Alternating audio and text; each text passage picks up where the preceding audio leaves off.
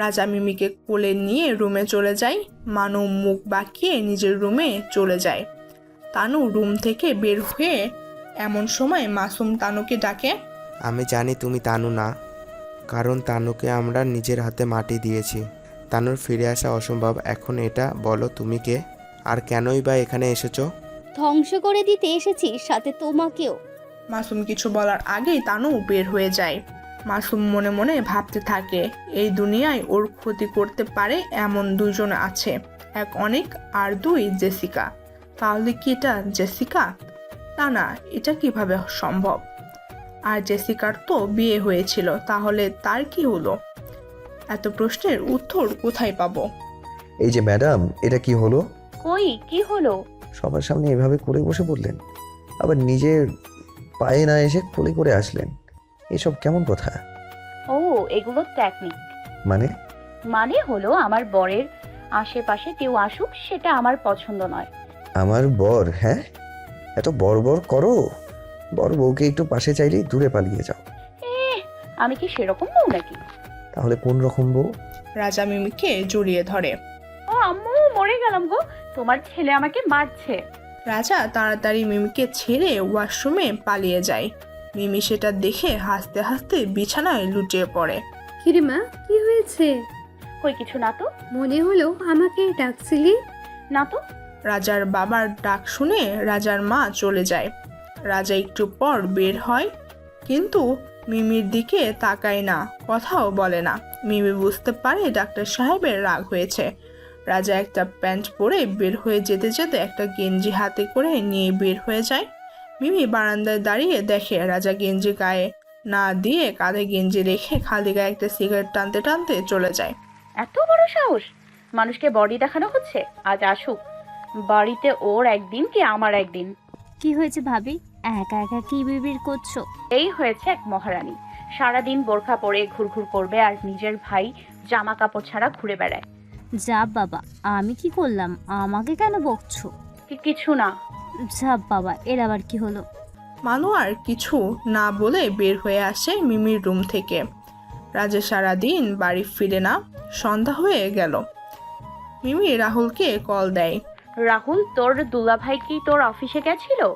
কই না তো, কেন বলতো? আসলে আমার সাথে রাগ করে সে সকালে বের হয়েছে, এখনো বাসায় ফেরেনি। আচ্ছা, আমি দেখছি, তুই রাখ।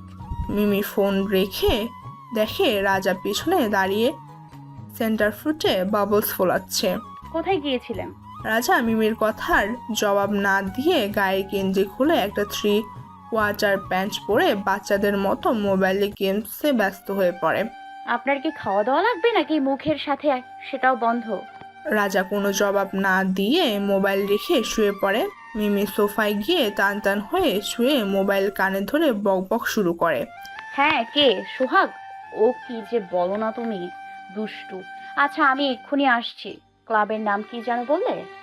রাজা খরগোশের মতো কান খাড়া করে মিমির কথাগুলো শুনছে। এবার মিমি আলমারি থেকে নিজের কাপড় বের করে বিছানায় ফেলা শুরু করে। রাজার গায়ের উপর কাপড় পরে রাজা প্রায় ঢেকে গেছে। মিমি একটা একটা করে ড্রেস পরে আর আয়নার সামনে গিয়ে আবার চেঞ্জ করে আসে।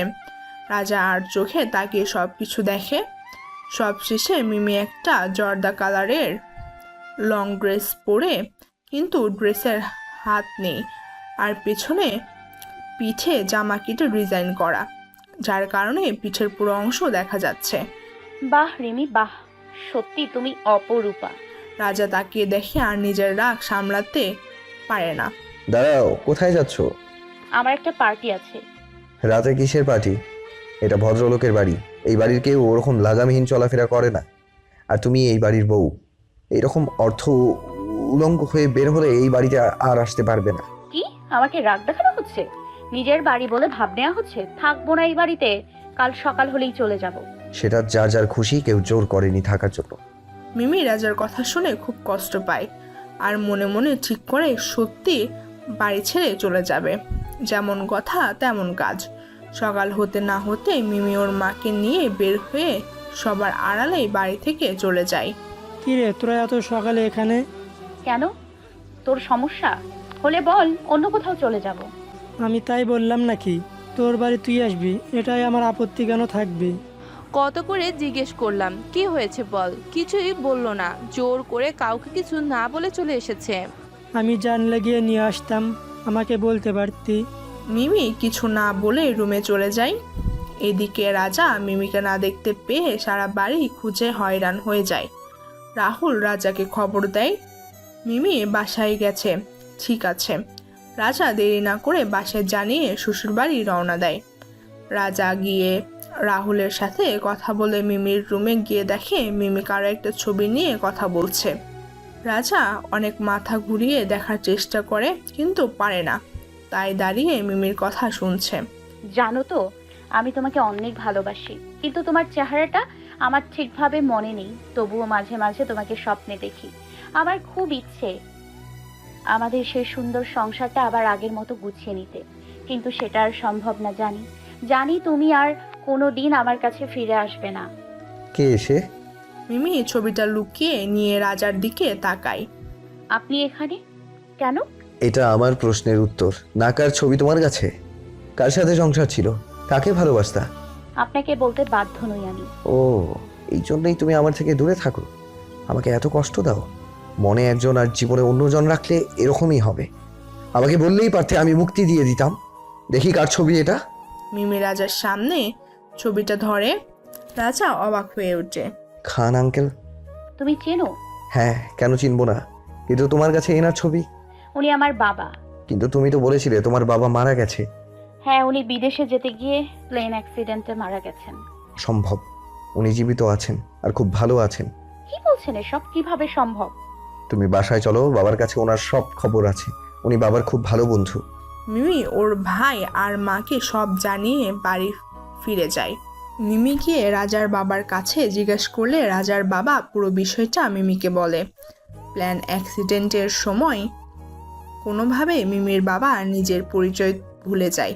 তার নামের খান পদবি ছাড়া তার আর কিছুই মনে ছিল না। তারপর রাজার বাবার সাথে দেখা হয়ে রাজার বাবা বাঙালি দেখে দয়া করে তার কোম্পানিতে একটা চাকরি দেয়।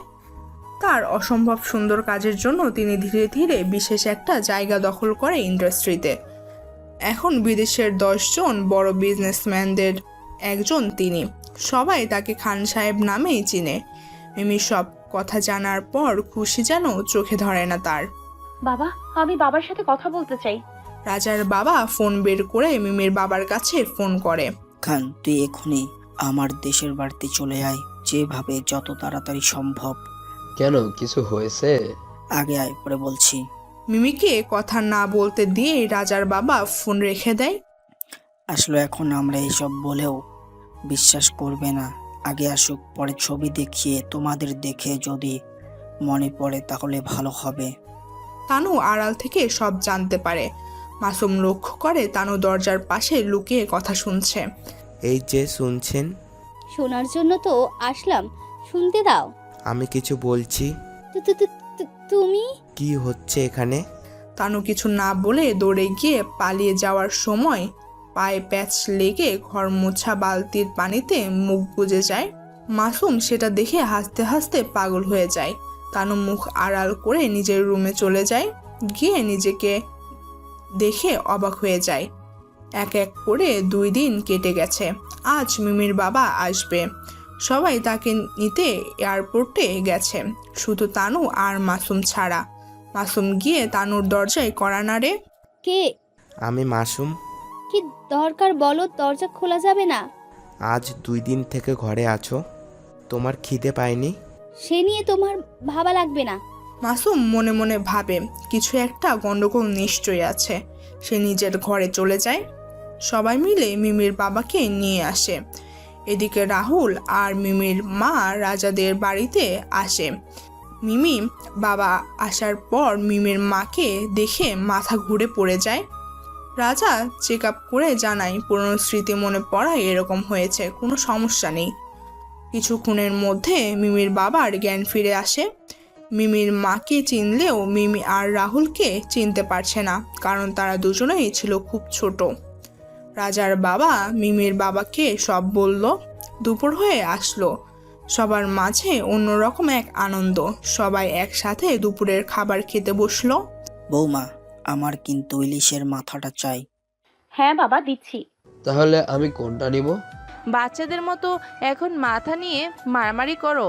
বুড়োদের ঝামেলা দেখতে দেখতে বাচ্চাদের ঝামেলা আর দেখাই যায় না। এই খবরদার যদি বুড়ো বলেছ। সত্যি আজ মনে হচ্ছে জীবনের সব সুখ একবারে পেয়ে গেছি। রাজা একটু খেয়ে সবার চোখের আড়ালে রুমে চলে যায়। গিয়ে একা একা বক বক করতে থাকে। রাজা রাজা রাজা, এটাই সঠিক সময়। মিমির মন ভালো আছে আর সবাই গল্পে মেতে আছে। যা মিমিকে একটু নাচিয়ে নেয়। রাজার মাথায় দুষ্টুমি আসতেই বাইরে গিয়ে দেখে মিমি কাজে খুব ব্যস্ত। রাজা মানুকে ডেকে বলে, তোর ভাবিকে বল আমার শরীর খারাপ লাগছে, আমি ডেকেছি। মানু রাজার কথা মতো মিমির কাছে যায়। ভাবি, ভাইয়ার নাকি শরীর খারাপ, তোমাকে রুমে ডাকছে। আচ্ছা, যাচ্ছি। মিমি এদিকে কাজ করতে করতে রাজার কথা ভুলে যায়। রাজা অপেক্ষা করতে করতে মেঝেতে ঘুমিয়ে পড়ে, মাথা মেঝেতে আর পা সোফার ওপরে রেখে। মিমি অনেকক্ষণ পর রুমে গিয়ে দেখে রাজা মেঝেতে পড়ে আছে। সেটা দেখে তার মনে পড়ে যে রাজার শরীর খারাপ। মিমি চেঁচিয়ে সবাইকে জড়ো করে মরা কান্না জুড়ে দেয়। ও আমার স্বামী গো, আমার বাবাকে ফিরিয়ে দিয়ে নিজে আমাকে ছেড়ে চলে গেল কেন? ও গো মোর প্রিয়তম গো, আমি তোমাকে ছাড়া এই ত্রিভুবনে কি করিব? আমু, ভাবি এরকম করছে কেন? কি হয়েছে? হাল্লা জানে, মেয়েটার মাথা খারাপ হয়ে গেল না তো? রাজা চোখ মিলে দেখে সবাই দাঁড়িয়ে ওকে দেখছে, আর মিমি ওর পাশে বসে মরা কান্না কাঁদছে।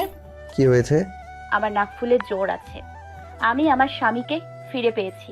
আর ইউ ম্যাড? তুই মেঝেতে কি করছিলি? আমি তো এমনি বেয়াদবি করতে করতে ঘুমিয়ে গেছিলাম। সবাই মিমির কাণ্ড দেখে হাসতে হাসতে নিজ নিজ রুমে চলে যায়। রাজা মিমি এক হাত ধরে এক হাত দিয়ে চোখের পানি মুছিয়ে দেয়। আমি মরলে এভাবে কাঁদবে? না। আমি তো তোমাকে অনেক বিরক্ত করি, তাই না? তাহলে আমি মরে যাই? না। কেন না? কেন? আমার নাক ফুল পড়তে ভালো লাগে খুব, আপনি মরে গেলে নাক ফুল পড়তে দেবে না। হায় রে কপাল, আমার কাকে আমি কি বলছি? আচ্ছা ছাড়েন, আমি একটা জিনিস দেখাই। রাজা হাত ছাড়ার সাথে সাথেই মিমি এক দৌড়ে বাইরে পালিয়ে যায়। এত বড় ধোঁকা! রাজার বাবা রাহুল আর মিমির বাবা সবাই মিলে হসপিটাল দেখতে যায়। রাজাকে দেখে একটা বাচ্চা ছুটে গিয়ে জড়িয়ে ধরে কান্না শুরু করে। কি হয়েছে তোমার? এভাবে কাঁদছো কেন? আমার বাবাকে বাঁচান স্যার। কে এই বাচ্চা? ড্যাড, ও আমাদের হসপিটালের দারোয়ান ছেলে। ওর বাবার কি হয়েছে? বেশ কিছুদিন যাবৎ গলা দিয়ে রক্ত বের হয় আর প্রচন্ড কাশি হয়। যক্কা হয়ে যায়নি তো? না, আমি রাহুলকে দায়িত্ব দিয়েছি, ও দেখছিল, কিন্তু আমি না লাগলে হচ্ছে না। তোমরা ঘুরে দেখো, আমি দেখি কি করা যায়। রাজা আইসিইউতে চলে যায়, গিয়ে সব পরীক্ষা নিজ হাতে করে। রাতে বাড়ি ফিরে মন খারাপ করে বিছানায় বসে থাকে। মিমি চা নিয়ে এসে চুপি চুপি রেখে দিয়ে রাজার সামনে দিয়ে চলে যায়, কিন্তু সেদিকে রাজার কোনো খেয়াল নেই। সে আনমনে কি যেন ভাবছে। মিমি ঘুরে এসে রাজার পাশে বসে। এই যে কাকে নিয়ে এত ভাবছেন, সতীন আনার ধান্দা নাকি? হ্যাঁ, মজা করো না, সবসময় ফানি মুডে থাকি না। কি হয়েছে বলা তো যায়। আমাদের হসপিটালে ড্রাগ সাপ্লাই হচ্ছে, অনেক স্টুডেন্ট পেশেন্ট এসবে অ্যাডিক্টেড হয়ে পড়েছে। এসব কে করছে বুঝতে পারছি না। আপনি জানলেন কিভাবে?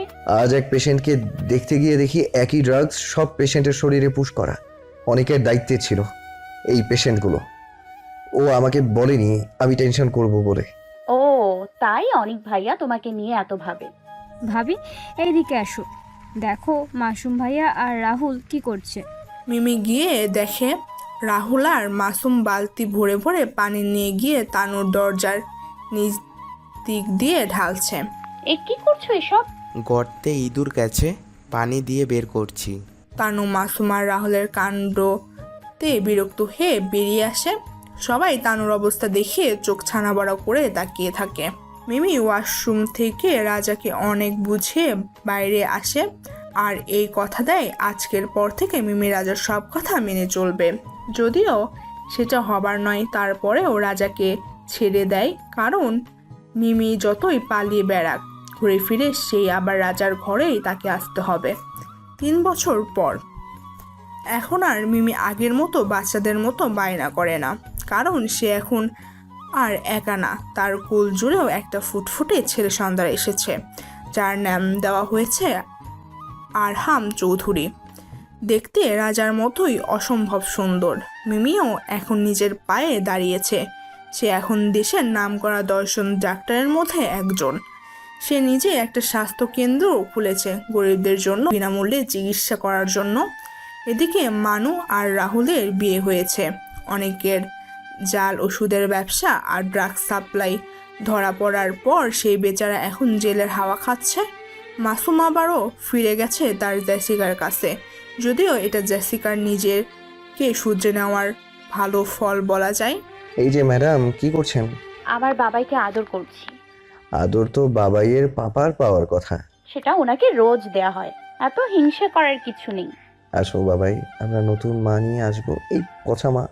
মিমি হাত থেকে আরহামকে নেয় আর আরহামও সাথে সাথে তার পাপার কোলে হিসু করে দেয়। রাজার বাবা মা রুমে আসে। ঠিক করেছো দাদু ভাই, এভাবে মায়ের সাথে থাকবে।